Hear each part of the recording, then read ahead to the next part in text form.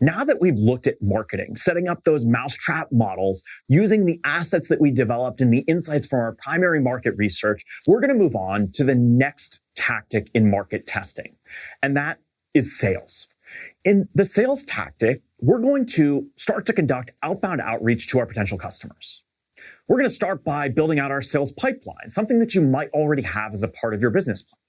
These are the different stages that people come through as you begin to sell to them. As they work through these different stages in the process, there will be an estimated value that they have to you and a probability that they become a paying customer. People at the top of your funnel have a very low probability of actually converting. Their estimated value is incredibly low. Let's say there's a 1% chance that they convert. If you expect that every customer pays you $2,000 and there's a 1% chance they convert, again, you know that their estimated value to you is just $20. We want to track customers as they come through the different stages in our sales pipeline. We want to increase estimated value of our overall pipeline, thinking across all of our prospects, all of our potential customers, and all of our existing customers to understand what our sales will look like in the next week, the next month, the next quarter, the next time horizon from the goals that we set all the way back in Tactic 1. This estimated value in our sales pipeline will tell us whether or not we are likely to hit our sales goal, for example. And how do we increase the estimated value of our pipeline overall? Well, we could either put more people into the top of the funnel, we could try to increase our conversion rate from one stage to the next, or we can work to increase the velocity at which people move through that sales funnel. All of this starts with a lead list. A lead list is a list of potential customers who match the broad characteristics you have for those individuals in your beachhead market. How do we build a lead list? Well, we need to go out and conduct research online to identify who those individuals are. If you are selling in a B2B environment, you might start by going and building a list of target accounts or target companies that you would like to sell to. But we need to remember that companies don't buy things. People who happen to work for those companies are those who buy things.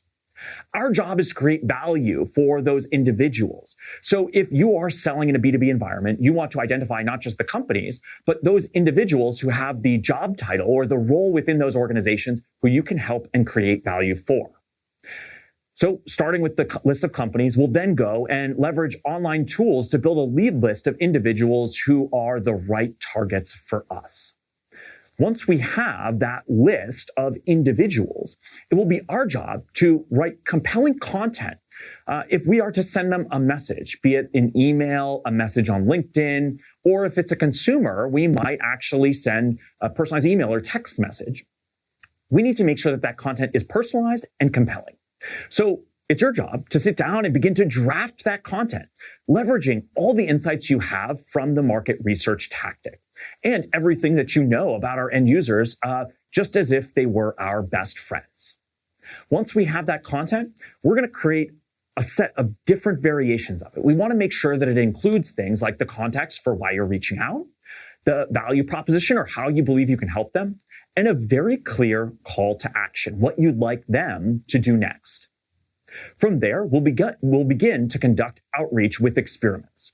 You'll run a variety of tests using different content, and you may also choose to run experiments similar to those that you can run in the mousetrap model with people who match slightly different characteristics. You can send these personalized emails out and make sure that you're sending out a significant number of these messages because your response rate will be relatively low, most likely. You want to set up these experiments as drip campaigns. These drip campaigns such that people who don't reply when you send the first message receive a follow-up 3 days later, 5 days later, 7 days later, 10 days later, 21 days later. And you might want to reach out to them through multiple mediums. You might find that email alone is not enough. You might need to follow up with a LinkedIn message or a text message, or perhaps you send them a WhatsApp. You might even choose to pick up the phone and call them. It's amazing how you can get people to respond to you after you continue reaching out to them.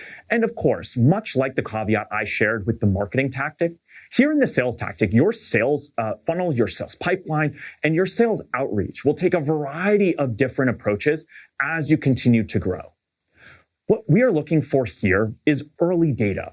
What this outreach produces as a result when we test different campaigns, we test different messaging, different value props, and test with different potential personas, different members of our decision-making unit. Again, we are trying to produce the most data in the least amount of time and the lowest cost possible to understand what our sales process will look like at the end of the day.